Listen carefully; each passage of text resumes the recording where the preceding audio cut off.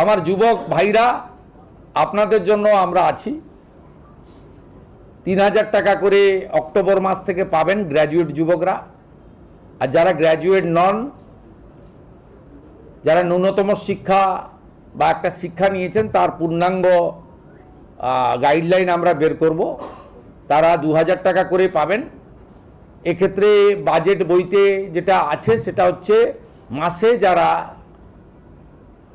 1 লক্ষ টাকার বেশি রোজগার করেন, ইনকাম ট্যাক্স পেই, তারাই এই সুযোগ পাবেন না। এটা বছরে নয়, এটা ক্লিয়ার করতে চাই।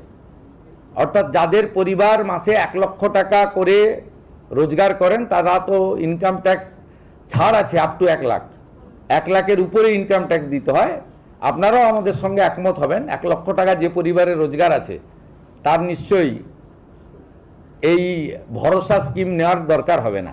সেটাই বলা হয়েছে। এটা কিন্তু বাৎসরিক ইনকামের ক্ষেত্রে প্রযোজ্য হচ্ছে না।